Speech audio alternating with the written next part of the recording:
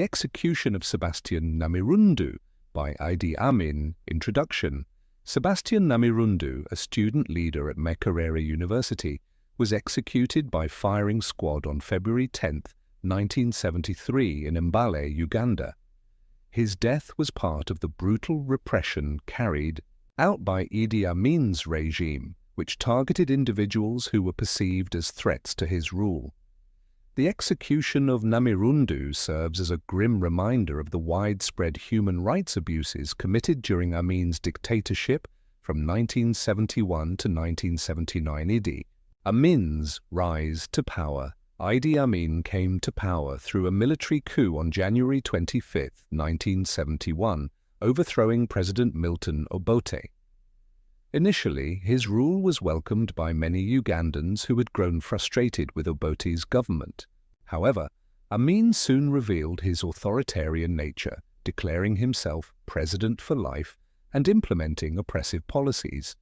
His regime relied on violence, intimidation, and extrajudicial killings to maintain control. Repression under Amin's regime. Amin established the State Research Bureau, SRB, a secret police force notorious for its brutal methods. The SRB targeted political opponents, intellectuals, students, and military officers suspected of disloyalty. Victims of the regime were often tortured, executed, or made to disappear. Between 300,000 and 500,000 Ugandans were killed during Amin's reign. Sebastian Namirundu's activism and arrest. As a student leader at Makerere University, Namirundu actively advocated for democratic principles and human rights. His role in student activism made him a target for Amin's regime, which sought to eliminate any form of dissent.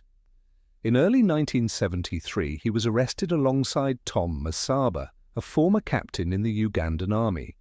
The regime accused them of engaging in guerrilla activities, although such accusations were often fabricated to justify executions.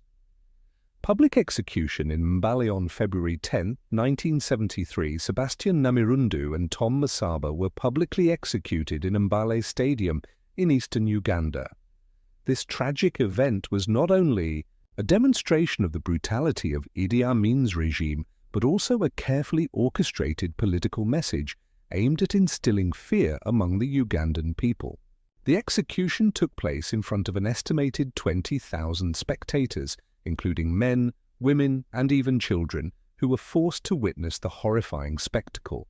Public executions were a key tool used by Idi Amin to maintain control over the country. By carrying out these acts in front of large crowds, Amin sought to send a clear message. Any form of dissent or resistance would be met with death. The choice of Mbale, a significant town in eastern Uganda, was not random. This region had been known for harboring individuals who were suspected of opposing Amin's rule, and executing Namirundu and Masaba there served as a warning to other potential dissidents. The forced attendance of thousands of civilians ensured that the execution had maximum psychological impact. People were rounded up by government soldiers and ordered to watch as the two men faced their final moments. Many in the crowd were reportedly in shock and horror, but fear prevented them from expressing any visible grief or resistance. Before being executed, Namirundu and Masaba were stripped of their clothes, a humiliating tactic often used by Amin's regime to degrade victims before their death. The two men were then subjected to public interrogation, where they were forced to answer questions in front of the large crowd. This was not a real trial, as the verdict had already been decided: death by firing squad. The accusations against them included conspiring against the government, involvement in guerrilla activities, and inciting rebellion among students and military officers. Despite the imminent execution, Tom Masaba showed remarkable courage.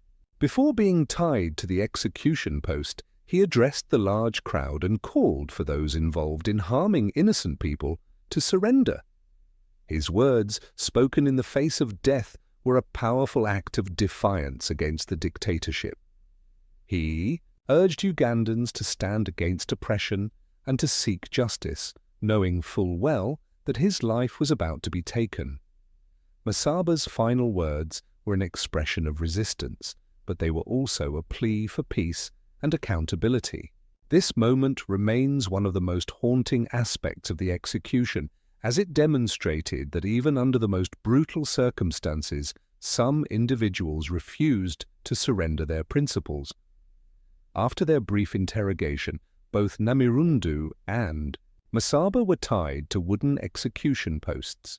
Soldiers took their positions, and without any formal announcement, the execution squad opened fire, riddling their bodies with bullets. Some accounts suggest that the first rounds of gunfire did not kill them instantly, leading to a second round of shots to ensure they were dead. The public execution of Namirundu and Masaba left a lasting impact on the Ugandan people. Many were traumatized by the brutality of the killings, while others became even more fearful of speaking out against Amin's government. The chilling message was clear: opposition to the regime meant certain death. However, while Amin's tactics succeeded in suppressing open rebellion for a time, they also fueled greater underground resistance.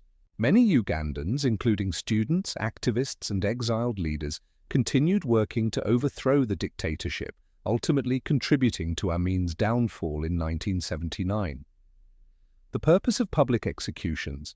Amin's regime used public executions as a psychological tool to instill fear among Ugandans.